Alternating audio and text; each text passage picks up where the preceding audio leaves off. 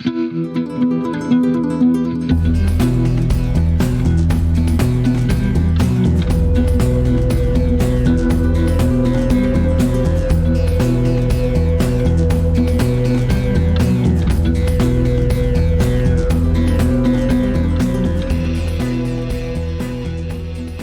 is up, wrestling card collectors and God, fans of wrestling too?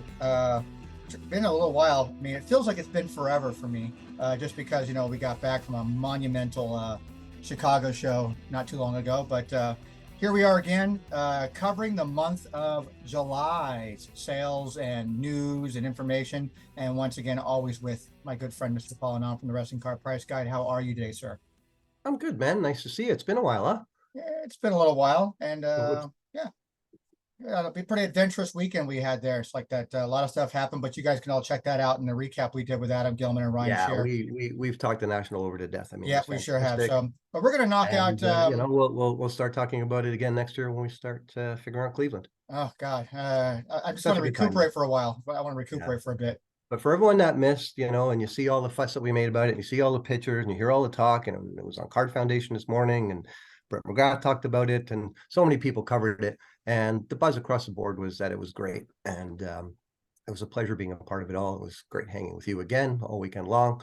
The idea, like we said, was to have fun, and I had a blast. So fantastic. Yeah, it was just such a great time. It's like that. Like so, we covered it pretty much in detail on that episode. You guys go check that out. It's over on the WTC network. But yeah, we're gonna just we're gonna knock this out because we got a couple things that we're going to announce. We've got we're gonna at the end of this, you're gonna see in its entirety. We're gonna have the entire panel from the National that you can watch. In case you missed it.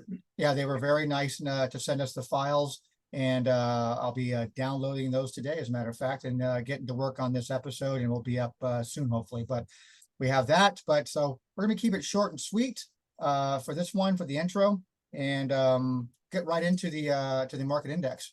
Yeah, sure. We'll hit that. Normally we do new releases, but really Select hit last Friday. So we'll Correct, talk yes. about that next month.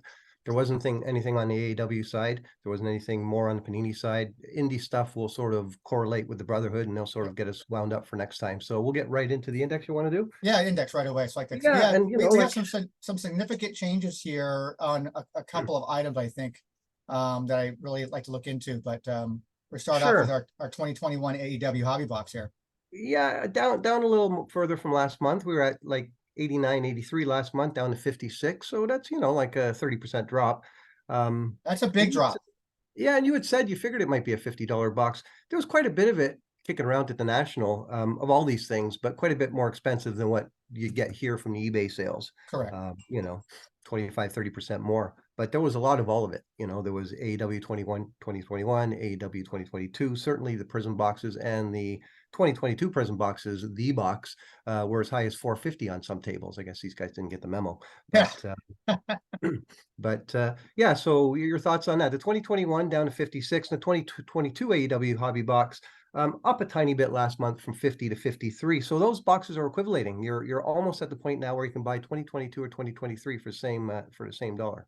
Yeah, that's probably gonna be its price point going forward until, I don't know, what, 5-10 years down the road. We'll see what these boxes are, but this is around the box price that we kind of suspected they'd be at. Do you think one of the two is superior to the other, or are they very similar? They're very similar, both in style, structure, the whole bit. But Premier is always Premier. First is first. Sure. So Sure. I think in the long run, first will probably carry a little bit more weight than 2022. Right. So next is 2022 Panini Prism, the box as we call it, because of all the fun we had with it last year. It hit a low several months ago of about 220 or so, and it shot right back up. And we were asking, did the Rock sale have anything to do with that, or just in general lesser boxes around? But it was 275 last month, 272.50, essentially the same thing this month. Like I say, at the National, some people had as high as $400. So I wouldn't be surprised, Tony, if it sits between the $250, $300 mark for a while. Same, yeah. And again, over time, seal wax will hopefully hold some value over time. But correct. I don't, again, this is Premier, so having first. So will this increase? Probably, but I think we're kind of sitting at a good, comfortable number right now. Yeah, that makes sense. 1985 Topps Hulk Hogan, which is sort of our benchmark, Yeah. our regular $30 to $35 card, and there it is, right back at Never. $33.06. I mean, it dipped a little bit for whatever reason last month. Month before it was in around the $32, and we're at 33.06. And the numbers don't lie. We're not just Yeah, pretty pictures, Tony. We get in depth into in the numbers and give you guys the results. that's so And true. I mean, so true. This is a flagship product here for us. I mean, item. It holds true. I mean, sure as the sun's going to rise every day, I think the Hogan Raw card is going to sit this price point for quite a while. yep. And that is raw. Good that you mentioned that, Yeah, because now yeah. the graded ones, of course, they go all the way up to Of like course, yeah, $500 if you got a good one. yep. Um, it probably is a card worth grading regardless, because the delta on that, sometimes we say, like on cards like say the Impels, now you don't want to grade those, or you want to grade lower modern cards, but it seems to me that the lion's share now are being graded. So there'll come a time where we've gone through the entirety of them, but we're not there yet, that's for sure. Yeah, and I just maybe there'll come a time when we'll find there'll be just more out in the wild that are graded than there are raw.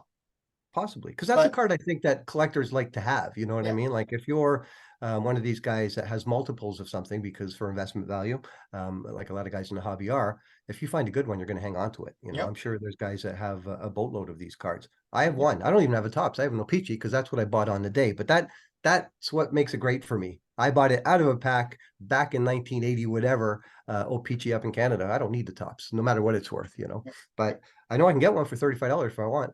Yeah, not too hard to find, man. No, 1991 Impel base set. And we stuck with this one because it's sort of a perennial favorite of the hobby. And it was just one sale this month for $20. So guess what the average was? 20 20 bucks, I am assuming. Am I right? Yeah, like Am if, I right?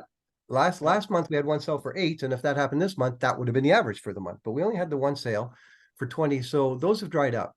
And funny enough, I didn't see a ton of them at the National. Did you? I don't recall. Yeah. I think I saw maybe a box, maybe. Did you? Okay. No, I don't think I saw that. I don't think I saw any Because Impel. we would have done this to each other and had a laugh had we seen it together, right? True. We probably would have taken a picture with it too, just for shits and giggles. But Yeah, right. I don't recall seeing any Impel. I don't recall seeing any classic.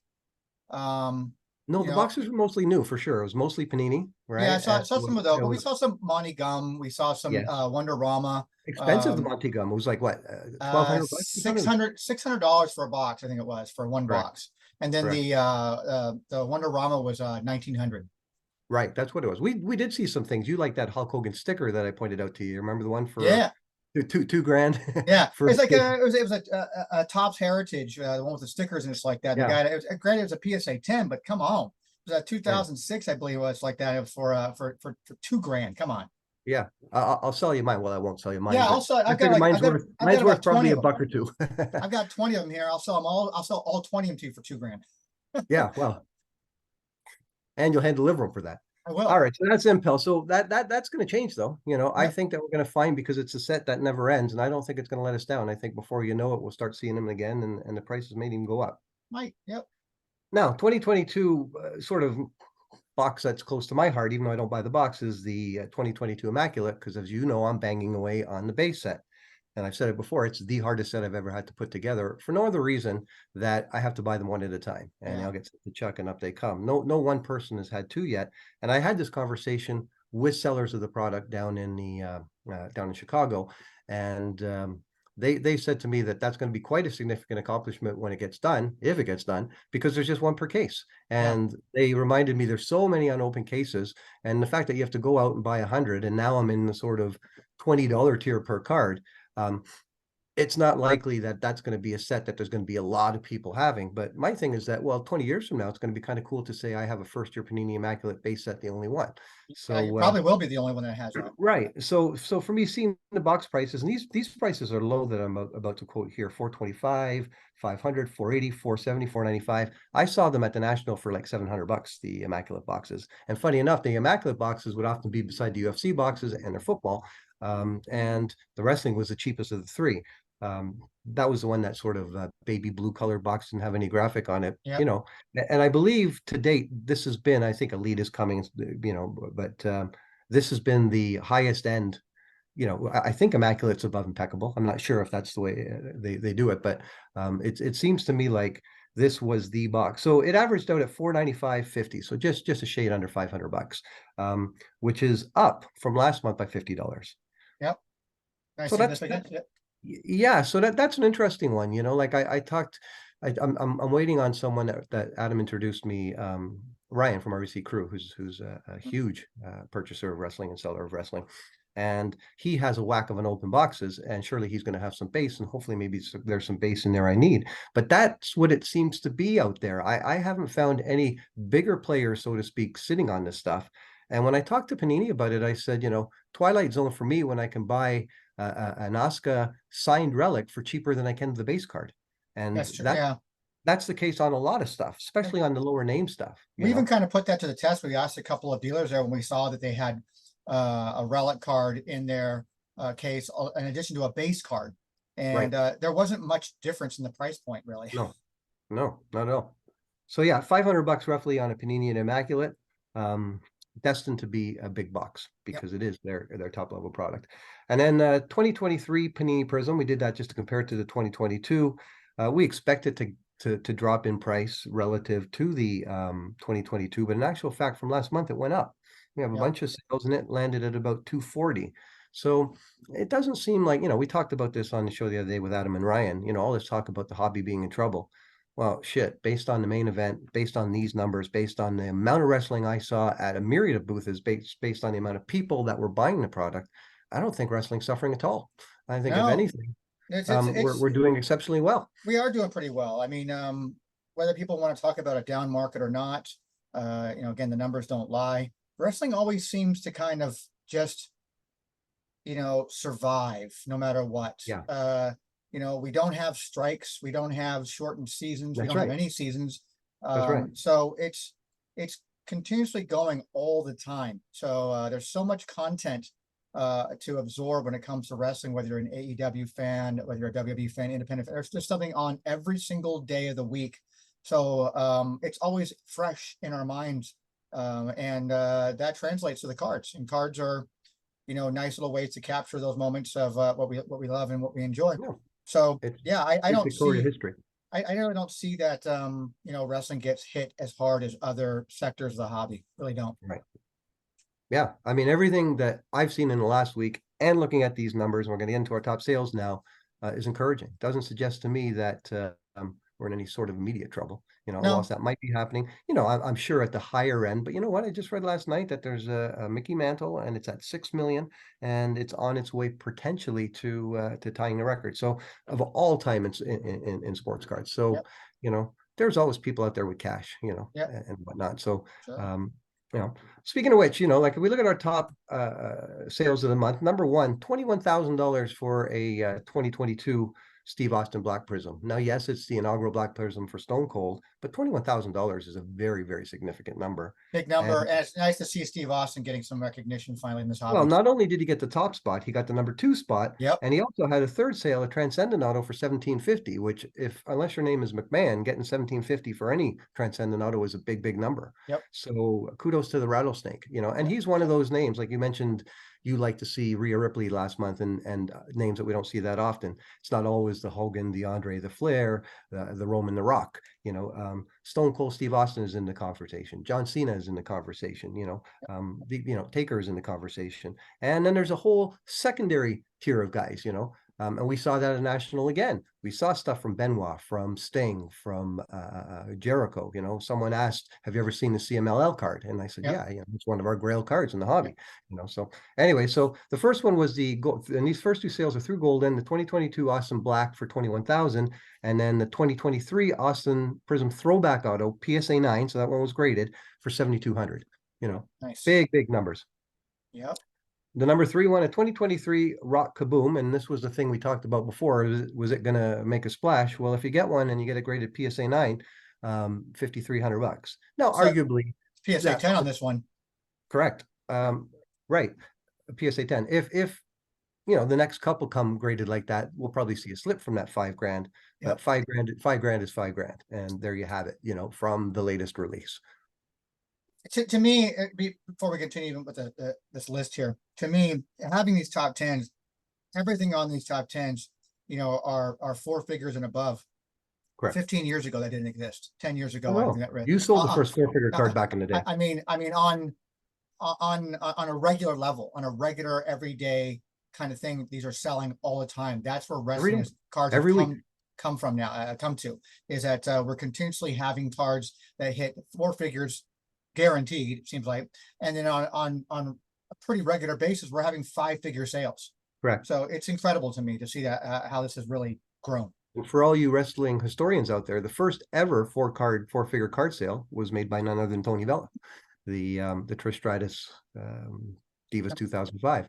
And then shortly after that, in around 2010-11, that Ric Flair WCW autograph surfaced, and it went just under $2,000, if I recall correctly. So, and those were the only ones I recall for the longest time. And then, of course, yeah, I don't even remember if that. I don't even know if that's even true that they were the first ones, but I know that there was far and few between if there was.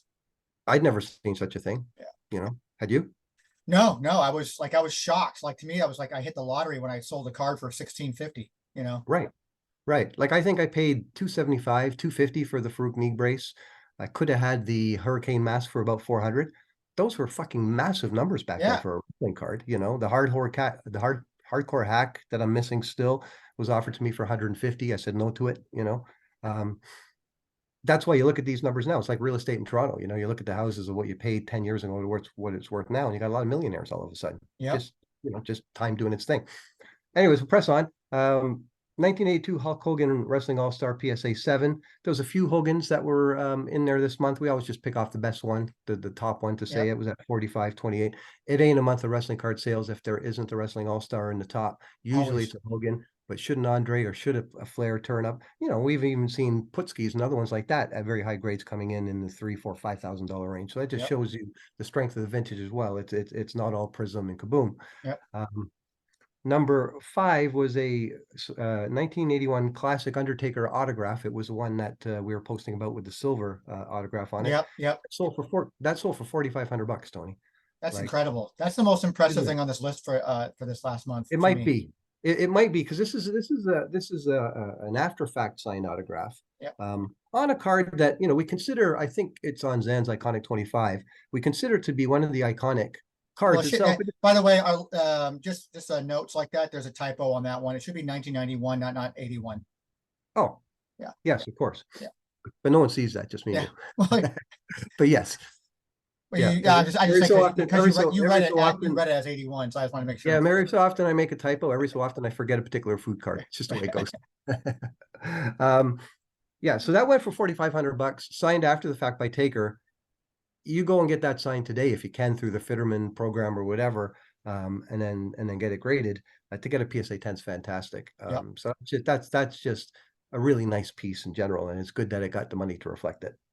1998 Booker T WCW autographs. This is for the small group of us that collect the 101 or the 107. If you're me, there is a Booker T that's out there. It's held by one particular seller. He has a bunch of them. He's smartly letting them go in incremental time so that they don't lose their value. We're aware that he has a few more left.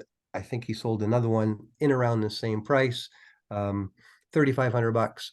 Honestly, I want that card. I wouldn't pay $3,500 for it. I'd pay big for the Flair, pay a little more for the Bulldog, but given that I know that there's a bunch of Booker T's and the way this is all being handled, to me, that's the equivalent of a Mike Enos card. But that's just me. Yeah. But $3,500 on that. Number 7 is your buddy Rhea Ripley, yet again, top chrome superfractor from 2021 at $2,250. And I think there's nothing but upside to Rhea Ripley in her collectibles. She's one of the premier talents of the day now. And her superfractor is $2,250 going to $5,000 eventually, I think. No doubt. Oscar Undisputed Red Auto 1 of 1 from 2016, $2,200. That was, I don't know if you've seen that one, Tony. That was a very nice looking card. It was a beautiful looking card. 2,200. 2019, I mentioned this earlier, Topps Austin Transcendent Auto, numbered to 5, BGS 10, so it's a Beckett 10 at $1,750. And the last one on our list, I picked this one. There might have been a few more sort of in between 16 and 2, but we talked about new faces. How about a 2023 Thea Hale White Sparkle Prism Auto for $1,675? Now, do you know who Thea Hale is? Mr. and Mrs. Hill's daughter? I happened to catch NXT last night and saw Thea Hale. And I said, well, there we go. That's who just sold for 1675. And the diehard indie guys and that watch the secondary products are going to know and forgive us that we do a lot of stuff in the wrestling world, so we can't watch everything. But it was just nice to see a name, and we know that the rookie girls are always going to be hot in these releases. But But Thea Hale, 1675, man, that's impressive for what's a 101? for someone that's not of we consider in our upper echelon, upper tier of names that we see all the time. That's pretty damn impressive. I'm happy to see that. Mm-hmm. That's why I picked that one, because you like to see new names. And I'm thinking, well, how about a name we don't even know? You know what I mean? You remember back in April 2022, that crazy week of the first Prism, Gable Stevenson sold for a shitload of money, Yeah, and he didn't even wrestle the match. You know what I I mean? know.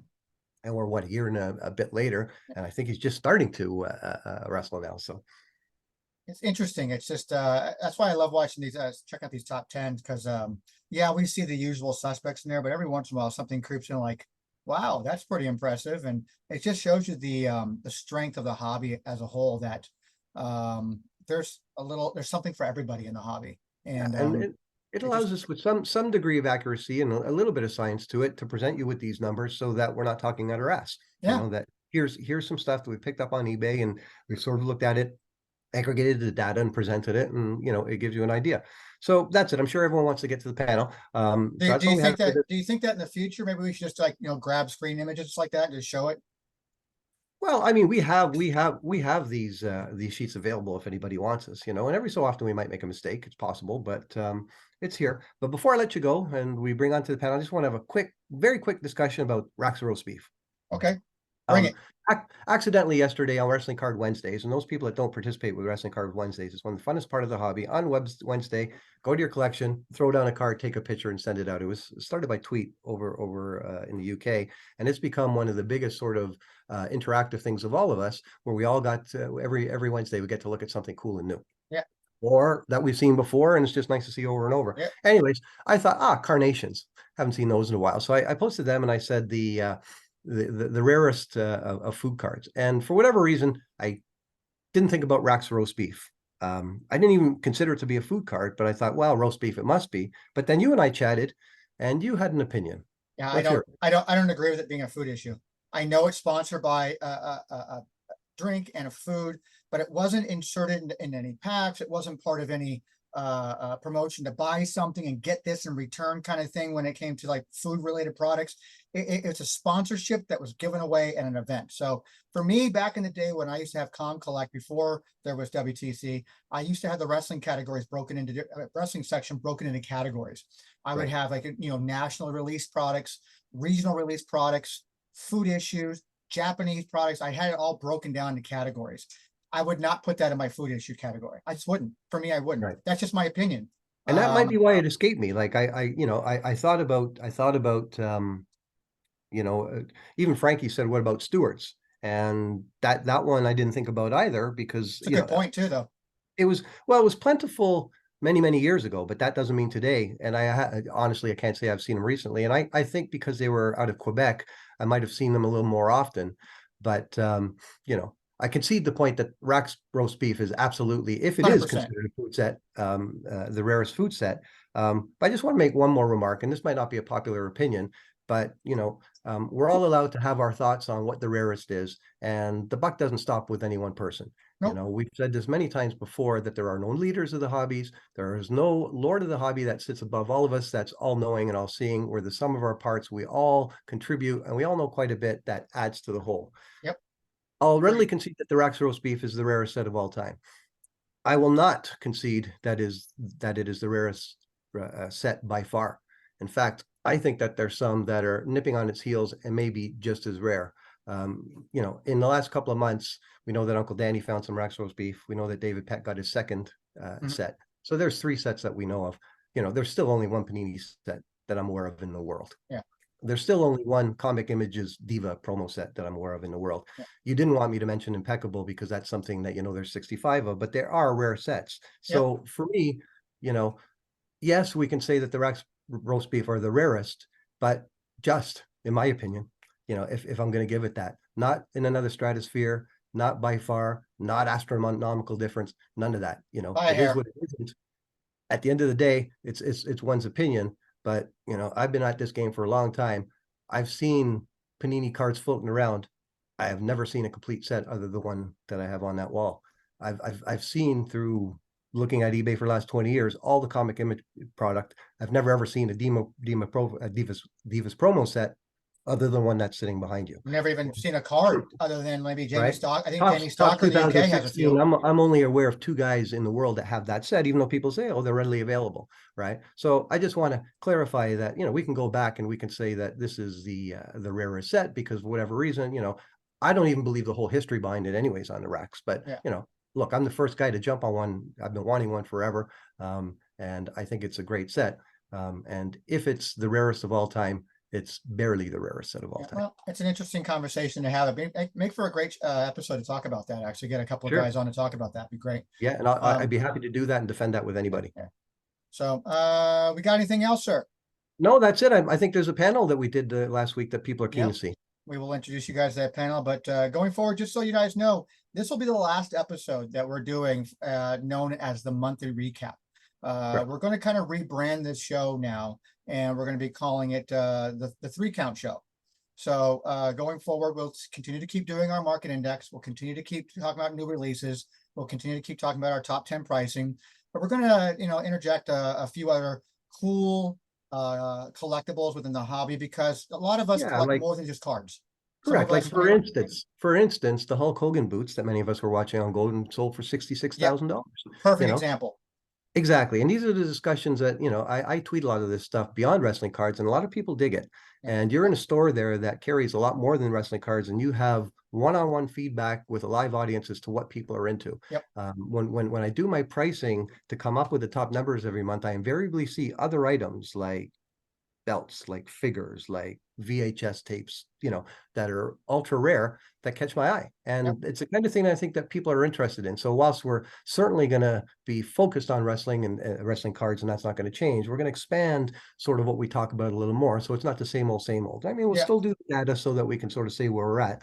But it was time, I mentioned on the show the other day that when we were at the National, a couple of people came right up to you and said, hey, appreciate your show. I watch it, and you looked at me and I looked at you. It's like, wow. Yeah. It's like, oh, can we take a picture with you guys? Exactly. Yeah. Okay. Yeah. Can I go buy you a drink? Yeah. I'd rather take the Anyway, drink. so the National was a great time. The panel was a blast. Tony, you're going to put that at the end of this episode. And thanks again to everybody that was involved with that. Adam and Ryan and Drake Magruder, Shane Norton and Kevin Kulikowski from New York Roadshow. Great bunch of guys. I think it was a great panel. So enjoy it, everybody. Yeah, with that, I hope you guys enjoy. Until next time, guys. We'll see you next month. Good afternoon, everybody. Welcome to the National Sports Collection Show. And welcome to Wrestling Trading Cards at the National Year 2. All right, yeah. My name is Paul Anand. This is my partner, Tony Vella. We run a show every month. It used to be called What's Going On with Wrestling Trading Cards. We thought, no, we could do better. So we decided to call it Monthly Recap. We realized, we haven't really accomplished much there. Yeah, kind of went backwards. But we're pleased to announce today that starting next month, our monthly show, which we recommend everyone watching, is going to now from here be known as the 3 count. So check us out every month on WTCtv. Before I pass over to Tony and introduce our panel members, I just want to give some quick shout outs. I wanted to thank the organizers here at GoGTS for setting us up and for recording us. I'd like to thank the organizers, Mr. Dan Burkus. A very special thanks to Ethan and David from Rip and Wax once again for getting us up here. And a couple of shout outs to people that couldn't be with us here today. Our buddy Chuckster. We miss you, buddy. Also, special shout out to Zan Morning, who's done an incredible job. Guys like Tom, guys that have provided content to the hobby. Thank you very much. So I'm going to give it over to Tony. He's going to introduce you to the panel, and we'll get it cooking. Tony? Hi, I'm Tony Vella with WrestlingTradingCards.com. We archive every wrestling card ever made from the 1800s to current. Been doing it as a labor of love for over 20 years. Matter of fact, last year was our 20th anniversary last year. So, yeah, that's pretty much it. I'm also the owner of a new wrestling-themed store in Phoenix, Arizona called The Wrestling Guy Store. I know it's a brilliant name, but it sticks. We bring in guests every month. We have all kinds of merchandise, but we're here to talk about the history of wrestling cards, what's going on today in wrestling cards. We've got a great panel of people up here. I'm going to kick it off right away already with talk with Adam Gelman over here. Adam, why don't you introduce yourself to everybody over here? What's up, everyone? Adam Gelman. I am at WWE Gelman on Instagram, at SC Uncensored on Twitter, or whatever it's called these days. Super excited to be here. Thank you to Tony and Paul for putting this together. I know this is year 2. It's something that I've been really excited for. I've been covering it a lot on my Twitter account and a lot of the different areas that I'm on social media. This has been an incredible week already. Happy to be a part of this. Next up, I got, let's go ahead to your left over there. Mr. Ryan, how are you? I'm doing great, everybody. Ryan Shear, Non-Sport Showcase on Instagram. You've seen us on Wrestling Trading Cards on YouTube. Adam and I breaking down various Panini products, checklists, stuff like that. So it's going to be fun. Happy to be here. And to my right here, I'd like to introduce Mr. Kevin Kulikowski from New York Roadshow, the one and only Mr. Drake Magruder, and Sports Cup Nobody, Shane Norton. So we're going to start with some questions. Tony, I'll give it back to you. All right. You guys don't want to talk? Introduce yourselves? Come on. Everybody get over here. Get over here. Come on. Get in here. How's it going, everybody? My name is Kevin. I work for the New York Roadshow, part of Roadshow Cards. We have shops all across America in New York, Texas, Kentucky, and California. And I am a big wrestling card nerd. So to be able to bring that sports card component to the wrestling scene is just an awesome thing for me. So we're super excited to be here. What's going on, everybody? Drake Magruder at Drake's PC on Instagram. I've got my cheering section over here with the Card Ladder team. Thank you, guys. All right. Let's go Card Ladder. Yep. Huge shout out to Card Ladder. Yeah, so I'm a huge wrestling collector. I learned about wrestling cards about 4 years ago. I also collect Peyton Manning and Drew Brees, but I've got a huge passion for wrestling. I grew up in the Memphis area and huge wrestling fan, really love wrestling, so very excited to be here. It's my second national. 2021 I came and I actually saw the Card Ladder team and they were on the stage and I was like, man, that'd be really cool to be on the stage someday. Not sure what I'd talk about, and little did I know, 2 years later, I'm back and we're on the stage and we're talking wrestling cards. So this is awesome. I'm excited to be here and thank you guys for coming. All right, how do I get a cheering section? That's not fair over there. All right, Shane, we love you, buddy. All right, I'm Shane Norton, a.k.a. the Sports Card Nobody, and if you guys are hot as hell out there, give me a hell yeah. We got to get some AC cooking in here, but yeah, big wrestling card nerd, can't wait to talk about this. This is going to be something. So we're going to kind of break this down a little bit and talk a little bit about some different sections of the hobby itself. I think the main thing to really discuss right now is the growth of our hobby. You would have asked me about 5 years ago that we'd be sitting up here in the National talking about wrestling cards. I would have probably pile-drived you because it's just not something anybody really wanted to talk about. Since then, we've really kind of expanded the market a little bit and getting into things and jumping on, doing some YouTube stuff and finding out that other people really enjoy collecting wrestling cards. And, it's been a labor of love for me. I've been a collector for probably over almost 40 years now. And it's kind of an emotional thing for me to even be here because it's just come a long way for us. We're not just a little niche within a niche anymore. We're kind of accepted. So the growth of our hobby has changed dramatically, especially since COVID, and so the impact of 2021 and going forward, people's perceptions of our hobby have changed drastically. And I like to really ask Adam, who's kind of on the forefront with this, I'd like to ask him a little bit about that and give us some perspective on that. Yeah, I think I'm going to try and talk as loud as possible, so hopefully you guys can hear me. I know we're all kind of baking in here, but it's something that I have been excited about now for at least 3 or 4 months, planning every aspect of wrestling cards at this convention. I've seen people all over. My buddy Sean out there, hey, what's up, dude? We have a ton of people here from all over. I've met so many different people from you name it, whether it's vintage, modern, you name it, everybody is here. And I think that is a victory in itself. And to see that wrestling cards have made it to the main stage again for the second year in a row is huge. And if you think about how things have progressed, I don't know, since 2019 even, where I joined wrestling cards a little bit later than these guys. I started in 2017, so it's been a little bit less time for me, but man, I remember coming in and being able to buy cases of wrestling cards for the cost of a box of football cards.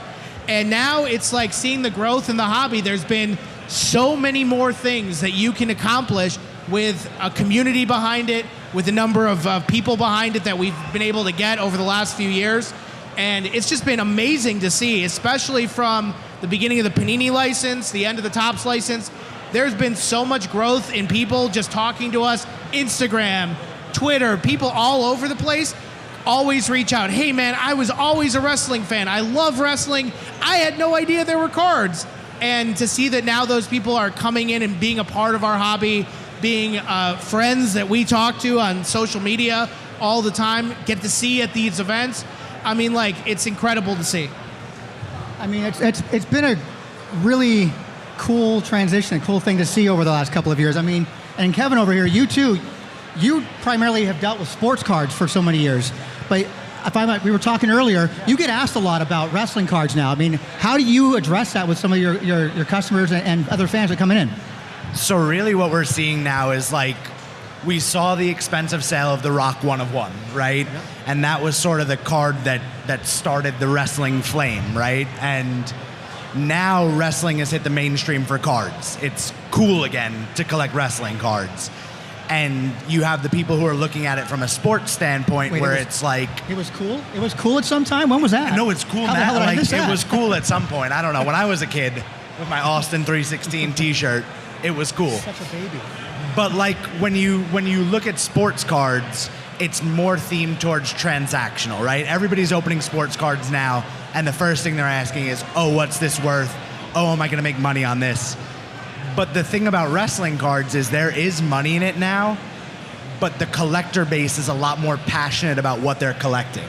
And so you don't necessarily see that, let me open my box, let me run to Card Ladder and figure out what my card is worth. It's, oh my God, I just hit an autograph. I love this wrestler. This is awesome. It's been crazy, right? Yeah. I'd like to just give a shout out to Drake. A couple of questions. Drake, you're known in our hobby as the big game hunter. The guy that spends the big bucks on the gold, the shiny, you, Brett McGrath. It's no secret that I'm a big fan of your Vince Superfractor. I honestly think it's the most valuable card in your collection, gold rocks aside. I'd just like to thank you, first of all, because a lot of guys keep this information close to their chest. But what you've done for the hobby is you share not only what you pay for stuff, but your motivations and what your methodology and how you got to the prices. Talk to us a bit about that. Specifically on the Vince Superfractor, the Transcendent. Talk us through that purchase and how, because I remember you were quite surprised when you got it. And that to me is the holy grail of modern. So talk about the acquisition of that. Well, I certainly appreciate the kind words. Yeah, it's one of those things where a lot of wrestling card collectors historically have just collected wrestling cards. They don't really see outside. Yeah, that's correct. And so Where'd they don't you guys really get a $6 insert? Yes. And so they don't really see outside the scope of wrestling cards. And so as someone who was into sports cards and got into wrestling cards, when I first came in, I just knew about the vintage type sets, and I didn't really know that there were chrome sets and finest sets and all that. And as soon as I discovered those, it was like all bets were off, because I knew what I liked in the sports sets, and I knew what had value in those sports sets, and it was the golds and the superfractors and the one-of-ones and the real rare and scarce type stuff. And then you get into wrestling, and that hadn't really hit yet, and I'm like, wow, you can go buy a Rock Topps Chrome Gold Refractor for like $80. Well, you used to. That blew my mind. Yeah, you took care of that, Drake. Thanks. Yeah. Thanks, Drake. Yeah, that blew my mind that you could do that. It blew my mind, exactly. And so then fast forward a little bit, and I saw the Roman Reigns Topps Chrome Superfractor from 2014. So 2014 is, I guess, the first official release of Topps Chrome. There was a Topps Heritage Chrome sets and things like that. So that was sitting on eBay at a huge price for a long time. Well, I would see other modern prospect cards sell at the sports, and they were going for like $500,000. And I was like, if they're going for $500,000, this guy is the biggest star in wrestling over the last 10 years. And what I consider his first Chrome card and the best Chrome card in a perfect PSA 10 grade, and I can get that for $15,000, it's a no-brainer. right? And I wasn't buying it from like, oh, I can flip it and sell it and that kind of stuff. It just seemed like a great value proposition compared to what a Jason Dominguez, superfractor was selling for $500,000.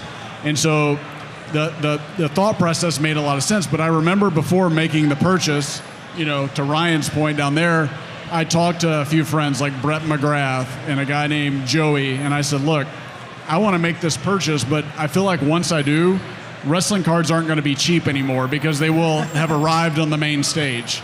So it was exciting. Drake needs for to put me. that on a T-shirt. Yes, yes. And so it was one of those things where it was exciting for me to do it because I knew it would elevate wrestling cards, but I also know what it would do for like that segment of the hobby, right? And so then that happened, and then about 2 months later, we had the release of Prism. Everybody knows what happened there, and things went sky high. Boom! You had all the breakers coming in, and we saw what happened there. But I think the best thing about wrestling cards and collectors and all that is that the community aspect is what's awesome. And that's what I've grown to love the most. It's not about the values of the cards. And yeah, like we're all not ignorant that wrestling cards have value. But I've made more friends in wrestling cards and more connections. And I love helping people out that have questions in the hobby and things like that. But it's just been a lot of fun finding, those best cards of the athletes, whether it's Chrome or you get into 2021 Topps Transcendent. And some of those, it's the only known superfractor of certain people like Vince McMahon, right? You get into him. And so it's just amazing to see stuff like that and be able to, find value in certain areas. And like when I bought the Vince McMahon card, it was for sale for like $9,000. And I thought a case of 2021 Transcendent is $13,000. And there's 50 cases of it. So for me to try to get events, I'm gonna have to buy X number of cases and hope I pull that. Would I rather do that and chance it, or would I rather just go buy the card? And that's kind of the way that I've always been. I've never been one to go and like rip a bunch of wax or do a bunch of like gambling prospects. I just go buy the cards that I want. And that's kind of the way that that's what fuels my collection, so to speak. Thank you for acknowledging the tribal chief and getting this all started. You know what's crazy, Drake? If you think about it, between the Reigns Super and the Vince McMahon Super, those are really the two cards in the modern era, except for the Rock Black, of course, but those are the two that really got people talking. Absolutely. Like those, especially the McMahon one, because the McMahon price was like $10,000, $9,500, something like that. When that hit, people were like, someone just paid what for a what? Yeah. Well, and you I think, remember, right? I think now we look at it in July of 2023 and think, that was a pretty good purchase. Yeah, looking back now, especially given that he's back in charge of everything. Absolutely. Yeah. Shane, can you hear me? We were talking a couple weeks ago about the philosophy of wrestling cards. And you said something very interesting to me that I thought would be very cool to share today. And that's about self-expression and how you, being from outside of wrestling, got back into wrestling, and you find that the cards that you collect are very much indicative of your personality. Talk a bit about that, how one's collection sort of reflects the collector himself. Yeah, absolutely. So I'll try to make this, what you said I had like 10 minutes? I'll try to keep it around 9 minutes if that's all right. So when I got back into cards for the first time back in 2018, it was when I was marrying my wife, who's sitting right over here, who also designed this t-shirt. So thank you, Stacy, for that. Yes. We were getting married. I'll keep this as short and sweet as possible, but I was going to present some football tickets to her that I got for our wedding gift. So I was in a Target the morning of our wedding, hunting through a bunch of football cards with the women behind the booth. I found the Todd Gurley and the Aaron Rodgers cards I needed. They were dirt cheap back then. Great. So after the wedding, which was amazing, I realized these are kind of cool. I haven't had cards in like 10 years. I'm going to keep these. And I was specifically honing in on the Todd Gurley. Todd Gurley was like the MVP of my fantasy football league, right? And that started to kick off my journey back into cards. A card that meant something to me, a card that told a story. I won a fantasy football championship because of this guy. Now fast forward, pandemic hits, we all know what happened. I started diving back in, start with my Dodgers card, start with my 49ers cards, get a Jerry Rice rookie card. And then Brett McGrath, we've heard his name a few times up here already. Shout out to Brett his for sure. podcast talking about wrestling cards. And I said, wait, what's up with wrestling cards? So I started to investigate that more. Then I discovered everything this guy was buying, and I started to discover everybody else up here. And I realized that the magnetic pull that the wrestling cards had for me was irresistible. I got up here earlier and I did the what? The give me a hell yeah, and we got the call back, right? We all remember that. We talk about Roman Reigns, like Chicago, Illinois. Acknowledge this panel up here. That stuff just resonates from the time you're a kid. The Hulkamania, brother.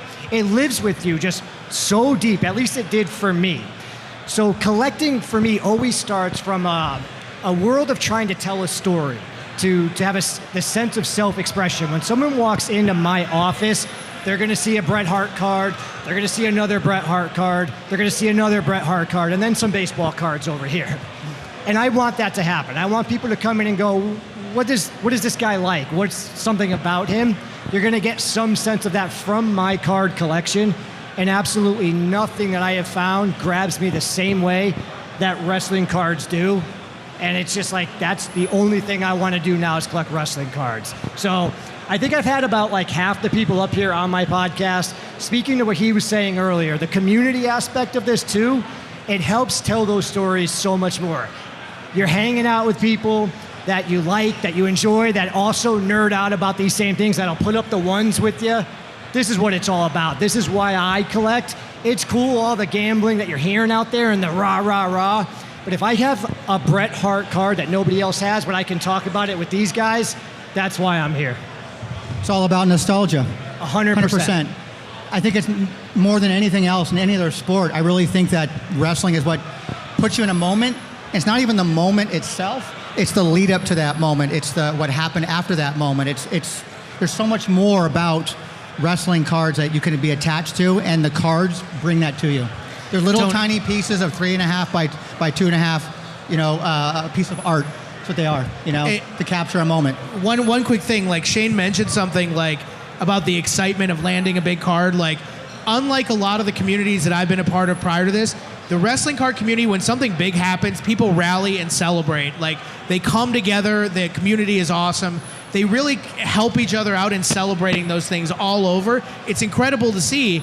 And it's something that really made me want to be a part of this community even more, which was just the great people that are a part of it. Well, Adam, to further your point, right? Like the community aspect of wrestling cards, in sports cards, people are just about what the dollar value, right? If we know somebody like a Bret Hart card, I'd rather sell it there for a couple of dollars cheaper because I know that it's going to somebody who's going to appreciate it. I might actually, but if you're selling to a collector, right? Like, anytime I'm behind a table at a show and somebody comes up to me with a card, if it's something that I really want, I make sure to tell that person, this is never seeing the light of day again, right? And I'm not doing that looking for a discount. I'm not doing that looking for anything. But I know for me, there's something to be said about when somebody wants a card because they actually want the card versus, oh, I want this for this price so I can turn around a half hour later and make this price for it. And I think that's apparent in wrestling cards more so than any other type of card collecting. Nailed it. Yep. So speaking of selling stuff, Ryan over there, you've been really involved a lot in the last couple of years since AEW got in the market, and with Upper Deck picking up that license and introducing e-cards, which for me is something new for me as a collector. I never got into that kind of stuff. I always want physical, tangible stuff. How does that world work? How is that changing? How are collectors buying into that, and wrestling card collectors buying into that? Well, I think that question as how has EPAC and Upper Deck changed cards is there's a couple different ways you can look at it. One is they've provided an online card shop for their products. So you don't need to drive to a store anymore.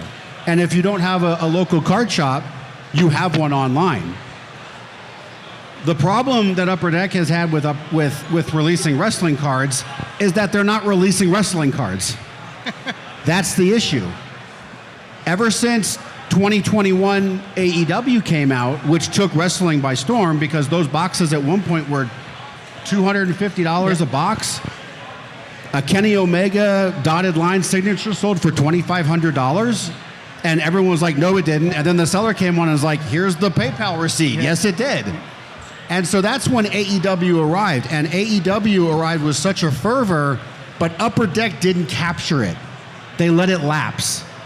And so the next set they put out, so they put out 2021 AEW, I believe it was on January 6th, 2022. And the only reason I know that is because, no jokes, my birthday is January 6th.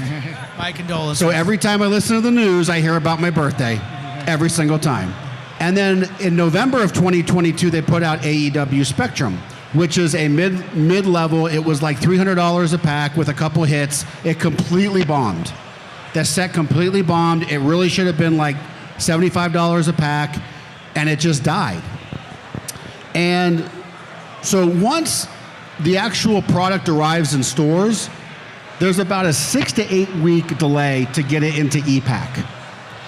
And your window for hitting the best stuff out of e-pack is the first 3 to 6 days it's released on e-pack, because everybody is opening it. And so I kind of give the analogy that if you ever play poker and you play live and you see a 4 of a kind, you're kind of like, whoa, that almost never happens. But if you play online, you see it all the time, because there's thousands of tables just going. And the odds will dictate that you'll see those hands.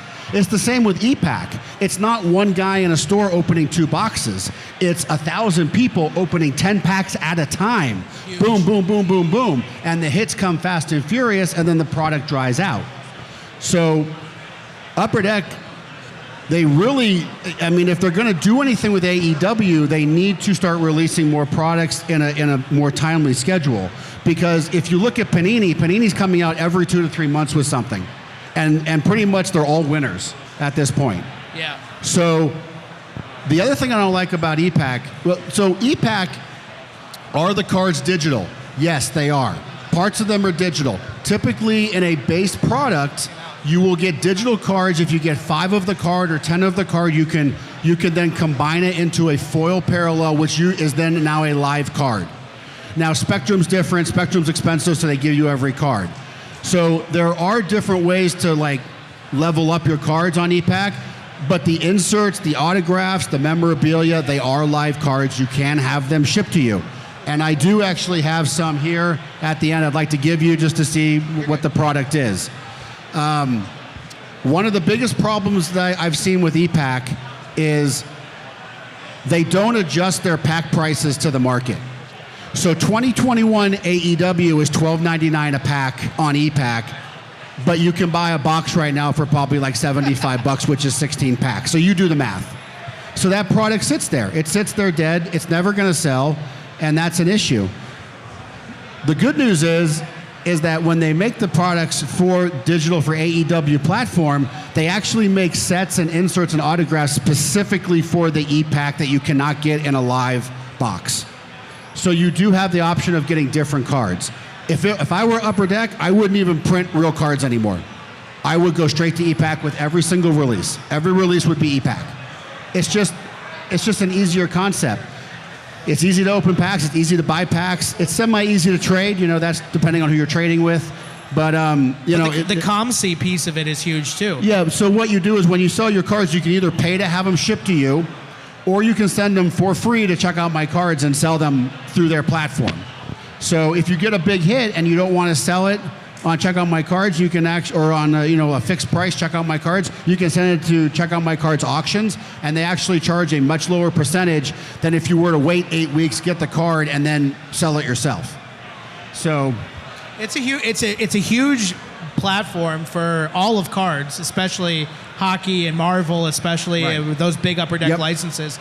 I think e-pack is probably one of the most attractive new platforms that has been introduced to the hobby for a number of different reasons. I was huge into the digital cards before. Right. And just adding the physical component was always something that the Topps digital apps struggled with and everything like that. Getting a physical manifestation of the card you can open at 2 a.m. in your underwear in your basement. Right. I mean, and you can. And that's the thing, is that it's a very, very easy, the interface is very well done, and it's an easy way to open packs. You just got to be careful, because I tell you what, $30 a pop, $40 a pop, Yeah, it's $50 easy. a pop. It's Monopoly like money. pulling the jackpot handle over and over again. So in moderation, but I like the platform itself. I just wish that Upper Deck was more, did more with More the license. availability. I mean, we're waiting on 2 products now, Allure and what's the other one? Metal. I mean, yeah, people are clamoring for Metal, and it's been delayed and delayed and delayed. Upper Deck, if they're going to be serious in the wrestling card market, they need to get on this horse and make these products. Thanks very much, Ryan. Before we go to questions, you'll notice some of us are wearing these white T-shirts that say Chicago Main Event. I'm going to let Mr. Adam Gelman talk about what we got planned for tomorrow night and give you guys a bit more information on Main Event 2023, and then we'll get to your questions. Yeah, so if you guys haven't heard, we are having a wrestling-themed community event tomorrow at the Hyatt Regency at 8 p.m. We are going all out for this event. It's officially sponsored by Panini. We're having a ton of people come, be a part of the community, trade, do whatever you want to do as part of the wrestling community. I talked earlier about the growth and everything that we did. Kevin has been instrumental in helping bring this more giveaways and stuff like that. There's a ton here for this event. If you want to be a part of it, please email Chicago Main Event 2023 at gmail.com. We are approaching capacity. So we have enough space for a limited amount of people, and it's filling up to a point where we're going to have to start cutting it off likely pretty soon. So if you haven't reserved your spot for tomorrow, please email that address because we need to have you on the list. Come to the Hyatt. We have an exclusive trading card set that's going to be offered. Tony did a great job printing those up. It's going to be the event of the year. It says on the back of our shirt, the biggest night in wrestling cards. We ain't lying. So, Yeah, and I'll tell you, because I'm handling the reservations, if you want that card set, we only have 100 card sets, so you have to be there when we open, because I think we're going to get a big rush there in the beginning. So when we were first putting this together, we discussed that we'd be happy with what, 40 people? 40. We're like, if we could get 30 people, this thing would be rocking, and we are closing in on 150. So the response has been incredible. It's just absolutely insane. And one of the responses I'm getting from people is finally, wrestling cards are getting their due. And I'm telling you, if you're here tomorrow night, make it. Be there. It's going to be awesome. It's going to be fun. Yep. And I just want to, again, thank Panini for the help that they've done in being the official sponsor of this. The giveaways that they're providing are amazing. Tracy Hackler, Scott Pruscia were instrumental in getting us what we needed for this event. So huge shout out to the folks over at Panini for being so open to supporting the wrestling market and the wrestling card community. We really appreciate that. Yeah, Panini did a huge amount of work for this for us, and they really contributed a lot. I also want to thank Chad from Sports Card Junction and Ryan Bannister from RBI Crew 7, instrumental in getting this off the ground. Couldn't have done it without those guys just helping us work through all the different pieces of the national and how to get this event up for all the wrestling collectors that are attending. Thanks very much, so guys. one last thing for the trade night. I mentioned the Vince and Roman Superfractor earlier. I don't bring those out often, but I decided to bring them out for this show. So if that's not reason for you to come, I don't know how else to get you there. So. Get a picture taken with them. Thanks very much, guys. So we're going to put it out to you guys now. If you have any questions about wrestling cards or want to speak to any of us in general, please, by all means. Any questions? Questions?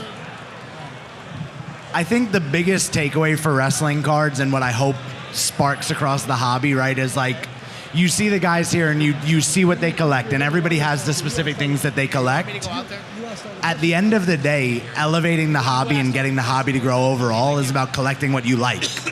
And it doesn't have to be dollars and cents. Whether you're a Bret Hart guy, whether you're a Becky Lynch guy, if you're collecting what you like and enjoying collecting, it just makes it that much more fun. So that's really the gist of it for that. Hey, let me ask you a question. Dallas Mavericks jersey right there. You. Hey, right here. You watch wrestling? No. All right, you make me a promise? Get the table. When you get back home, watch an episode. Give it a shot, okay? Seriously, come up here and get this card. Come get this card. So this is part of the Upper Deck ePack platform. They are real cards. This is not a magic trick. They're not digital in my hand. One of the cool sets they put out is this new arrival set for AEW. Anytime a new wrestler debuts, they make a card for a limited time. So this one's Mark Briscoe, one half of the Briscoe brothers. Unfortunately, his brother passed away recently. So this is a cool card. So go ahead, watch an episode. So for everybody out there, what is one of the things that you remember about being a wrestling fan growing up or right now? Let's shout it out. Anybody got anything out there? We saw it back there. DX? There we go. DX. Yeah, let's do it. If you're not down with that, I got 2 words for you. Yeah. I love it. I love it. Thanks, buddy. Anybody else? What? WrestleMania, yeah. For those who have the pleasure of going to one, have you been to a WrestleMania? It is unlike anything I have ever seen in my entire life. There are people from all over the world. It's such an amazing event. I think the last I heard, I'm from Minneapolis. I heard that WrestleMania might come to Minneapolis the year after Philly, so that's insane. Oh, there we go. We getting some woos? All right. Woo! Who's got the loudest woo? Oh, there we go. Who said woo? Hey. No, who says it? I got him right here. Come on up here. Come on up here. Hey, he's got a card for you. You got a card. What about you, LA Dodgers hat? Yeah, you. Nice. You watch wrestling? You do? Which one do you watch? WWE, AEW? Who's your favorite wrestler? All time. Yeah. Ultimate Warrior. Do your best Ultimate Warrior right now. Show us his entrance. What do you got? Come on, shake those ropes. Come on, shake the ropes. On. Shake the ropes. There it is. Yeah. All right, love it, love it, love it. But see, this is what we're talking about with wrestling card. You know, it connects with people in such a way. I mean, it really does. And the thing I like about wrestling is, you know, wrestlers, they're etched in time. You know, it's not like they can have a bad season. I mean, they can have a bad gimmick, they can have a bad run, but the legends are truly legends, and they'll always be legends.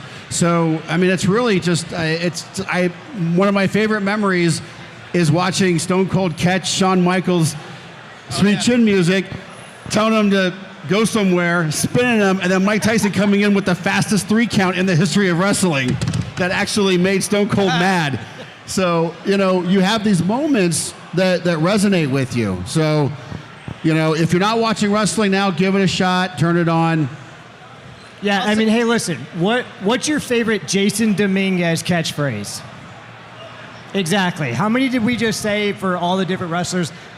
There's nothing like it. It is the best entertainment media on the planet. It's wild. It doesn't make any sense, but it's amazing. And you can collect cards with men and women in tights on cardboard.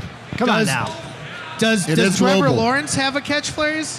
What about Justin Herbert? Does he have a catchphrase? Now that I know that athletes have catchphrases, That would be great. Someone got to the plate and cut a promo before they. yes, we need baseball walk-up promos. Yes. I guess Kirk Cousins. Let me talk has to one. you. I'm gonna hit a home run right now. Yeah. I mean, you know, honestly, baseball can't get any more boring, so I'm all for it. It's like, but. Hey, we all have these things tied to our youth, our growing up. I mean, I remember the first time I rented a wrestling movie or like a wrestling video back when they were still on videotape. Mm-hmm. My brother is 3 years younger than me, and you can see I'm a big guy, obviously. Immediately, I was probably 6. My brother was 3. We were doing leg drops on my mom's bed, and we literally trashed the room. And this was after one video. That says a lot about you right now, though. Yeah, of course. Thank you. After one video, like that's what drives people. It's such an. I hit my brother with a rude awakening. Oh my god! And I thought he was dead. Like he laid there on the bed just moaning. And if you don't know what it is, the back of the head goes on the shoulder, and then you sit straight down with their head. Of course, being 7 years old, you don't realize that they're stopping it, but you know. I gave my kids a trampoline because to get their energy out during COVID. They were doing rock bottoms on the trampoline day one. Yeah. So when I was a kid, we had trampoline wrestling. Yes. And we would come out and we would shoot off fireworks. And oh my God. Don't shoot off fireworks in the wintertime on dead grass because it lights your parents' yard on fire. Is there video of this? I want to see this. There's video somewhere. But what we would do is we went to my friend's church and we got their folding tables and folding chairs. We went to Home Depot and picked up aluminum trash cans, and that's what we did. I feel like you wrestled the Young Bucks at one time. And we had a little neighborhood wrestling federation, what do you call it? That's and we'd come out amazing. to our music and our gimmicks, and, you know, we were smashing people with, like, the whole thing was don't try this at home. We just ignored that. And I actually have a friend of mine who had chipped his tooth because I hit him with a folding chair. So, nice. Again, don't try that at home, but lots of great memories growing up with that. What else you guys at? Yeah. Oh, yeah. Let's talk about the rock. Yeah.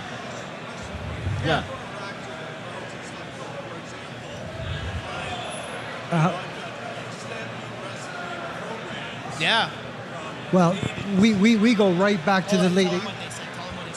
The question was, how far back does wrestling cards go? Gentleman mentioned he had some Stampede card wrestling. And I was going to mention that I'm an archivist. Tony and I are wrestling card historians. They go right back to the late 1800s with what they call cigarette tobacco cards. And there's been wrestling cards throughout the decades, post-war cards that we get into stuff like Parkhurst that was made up in Canada where I'm from.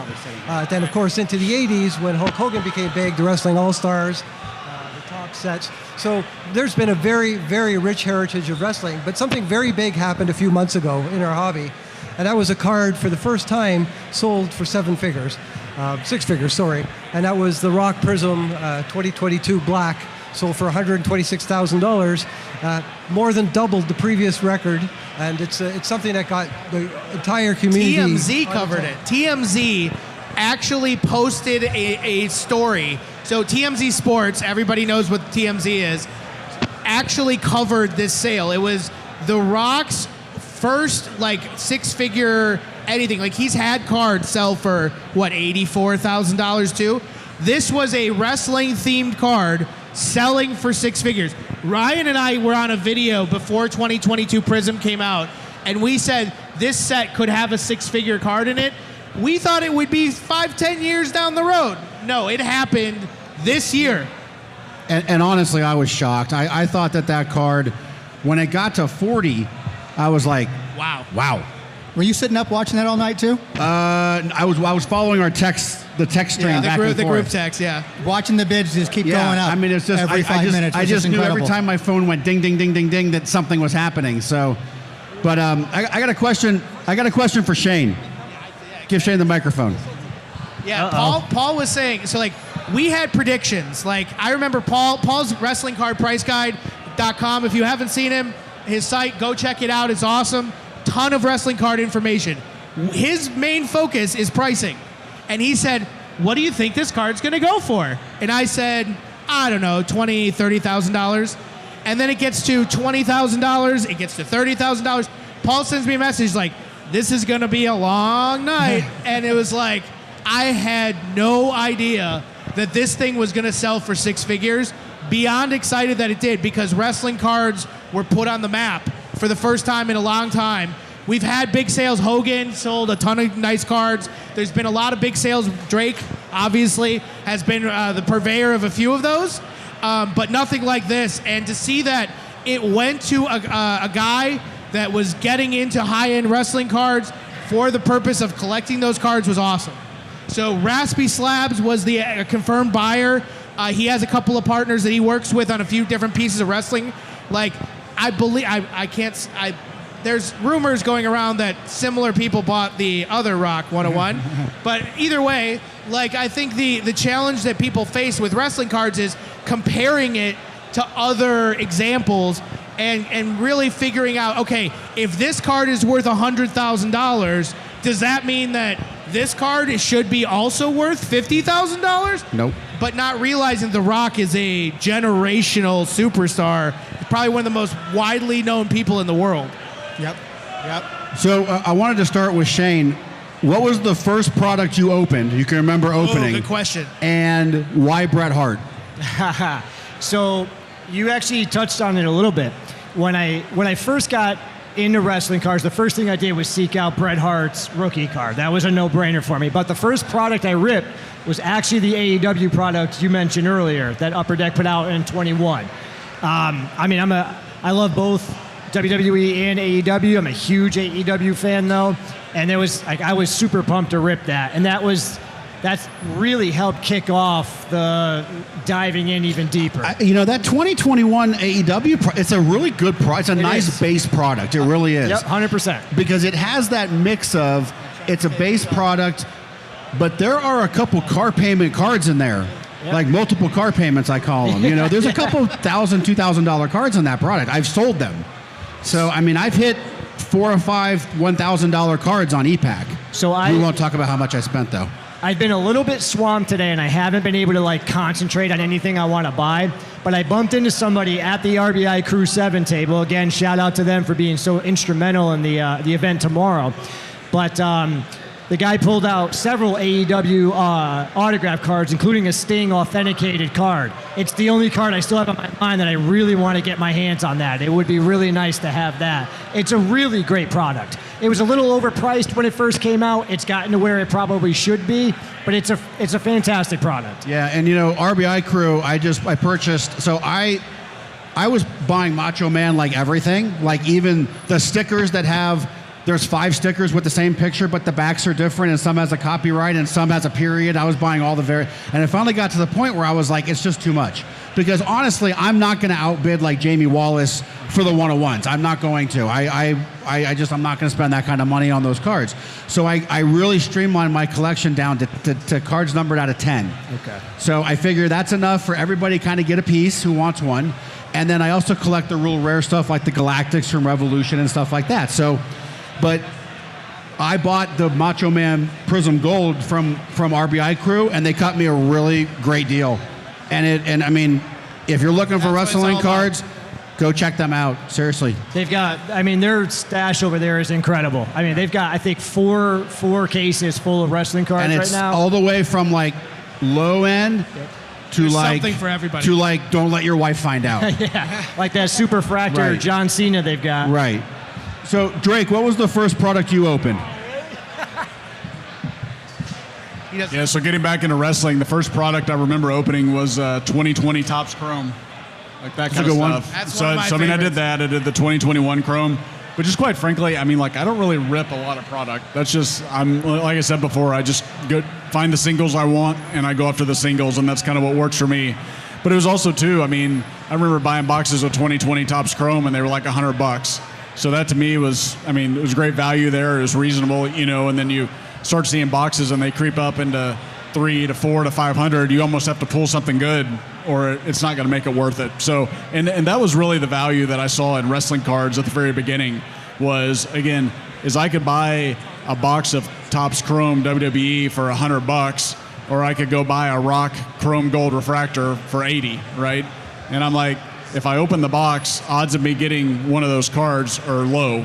So let's just go buy the card. And that's kind of the way that I've always kind of operated. That's kind of a unique approach, because a lot of us just kind of rip and rip and rip and rip and rip. Well, I think you have to rip and rip and rip, and then look at those and go, what have I done? Yes, thank you. And then, exactly. I spent $1,000. Why didn't I just buy the card I wanted and have $500 in my pocket? Yeah. But that's the point. That's the point of opening. So, So speaking of ripping, I do know that there is 2023 Select boxes tomorrow, here, and they're going to be getting open tomorrow. So I'm going to grab some for the event tomorrow. That's going to be awesome. Come Yes. check that out.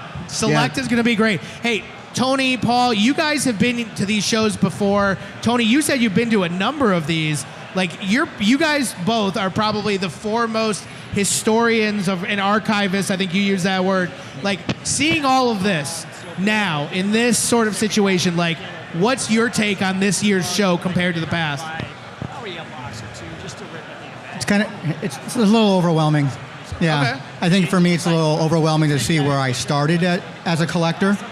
And for reference, my first packs I ever opened up was 1985 Topps. No, awesome. you win. So I I was 16 years old, working at a liquor store that also sold deli and. You were 16 years old working at a liquor store? That's Yep. not cool. Casa de Liquor in Yorba Linda, California. Oh, he's shouting them out, too. We're going to get him shut down. And the sales rep came in and brought in a sales sheet for GPK. And on the flip side of it was WWF. And I said, what? Wrestling cards? I gotta get some. And I've been hooked ever since. Yeah. So you've had a big deal happen to you in the last year or so. Yeah. You want to tell people about that? Which big deal? I've had lots. You opened a store, dude. Your store? Well, I opened a store, yes. I opened a wrestling themed store in Phoenix, Arizona. So I go in there every single day, and I ask myself, why the hell did I do this? I really do. So, But you did that because you were able to do a huge sale. Good point. Again, I don't put the connection together. I did dude. I did a TV show for Card Life TV, if anybody's ever watched that show. It's first and only show out there. It's all about trading cards. It's mostly sports. But the producer found out that, I did wrestling cards and wanted me to be on the show. So we talked about it, and I got on the show, and I'm like, okay, I'm not quite sure how to promote my store. But I founded my store because of the sale of a trading card. I sold one Hulk Hogan card from 1982 Cosmos in Japan that funded my initial capital to open up a store that I've been thinking about opening up for years and years and years. And I just happened to stumble upon it in my storage unit one day. Hey, you're actually not the only person on the panel who has a store, too. I know, Kevin, you own your own. Well, how does it work? It's complicated. All right. Yeah, but Kevin at New York Roadshow, you are a humongous wrestling collector that may be one of the ones that's lowest on the radar. You just can't post all of your stuff because you've got sports there as well. But I know how big you are for wrestling cards. Like, talk about what your relationship has been because you own a store too. So essentially, being in a sports card shop every day, we have wrestling product coming out now fairly regularly. And if you know about wrestling, you're super excited about the product. If you don't know about wrestling, why are there wrestling trading cards, right? There's no happy medium. There's so the one thing that we've seen now, though, in the past year is somebody coming in, oh, that's cool. I used to watch wrestling as a kid. Oh, that box is significantly more affordable than its sport counterpart. Sure, I'll give it a try, right? Prism, for example. WWE Prism, $200, $250, right in that range. Football Prism last year got up over $1,000 a box. It's an easier pill to swallow when you're buying a cheaper box if the box isn't necessarily good, but day-to-day store life, putting wrestling cards out on the display case, right? Having wrestling autographs of big-name wrestlers that don't sell for a crazy amount of money comparatively to their sports counterparts, you could have somebody come in with $30 in their pocket and walk out with a top-tier wrestler's autograph. You can't have that in sports cards. That's awesome. One of the other things that I think we talked about the community a lot. Paul, you were instrumental in creating the first ever wrestling card collector trading set, which sold out in, 2 days? Insane. Can pass a mic back down. Tony has one. Awesome. Paul went and surveyed 50 different wrestling collectors, and they all got their own trading card. Talk a little bit about that, Paul, and what you were able to put together there. It's not just me. Tony was instrumental as well. It was really a tag team effort. But it was just mind-boggling that the response was what it was, that so many people were keen to see themselves on a card, which a lot of people don't have.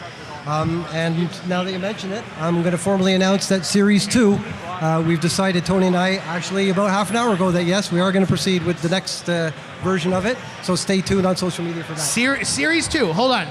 So I know there's been multiple requests to have their own trading cards. Kevin, I know you want your own. He's asked multiple times where he's a sad puppy dog because he doesn't have a card in Series 1. Hey, real quick, who's in Series 1? I should Sorry, just say, Kevin. So Series 2 is going to be big. When is it going to be available? Do you know? Well, the way we're going to go about it, we're going to talk about it a little later tonight, is there's going to be a nomination process that you're going to be involved with, and that. Oh, awesome. Yeah, so that this time around it's going to be more of a community effort, that I'm going to be putting words out to key influencers in the hobby and saying, who did I miss last time? Oh, that's awesome. Who should be on there? And then you'll go out to them. Yeah. Just trying to make sure that we didn't leave anybody out. But it's an exciting project, and I'm glad that it went as well as it did. Yeah, stay tuned to social media for announcements on that. If you feel like there's somebody that should be included, message Paul, let him know. If you want to be a part of this set, message Paul, let him know.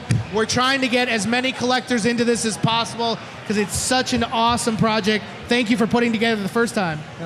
Yeah, and I think one of the things about the wrestling community is when that set came out, everybody who wasn't in it was like, why am I not in it? Yeah. Well, we can fix that. They actually care. Like, you care, which is it's a big deal. We'll get most of them in the next set. I mean, like, it's so cool to have your own trading card if you're a card collector, right? We all dream of that day, but, you know, anyways, thank you, Paul. That's a real, I'm glad to hear Series 2 is coming out. Yeah. So I think that's it for us. Once again, thanks to Shane, to Drake, to Kevin, to Tony, to Adam, Ryan. Thank you guys for listening to us. Wrestling cards, guys, they're great. They're out there. We got a great community, you know. Thank you. If you're going to the main event tomorrow, I do have card number 6 for you, so stop up here. Tony, go ahead. And for Zan at home, just for you, Zan, wrestling cards rule. Yes, Zan! Thanks, guys. Thank it you was very great. much.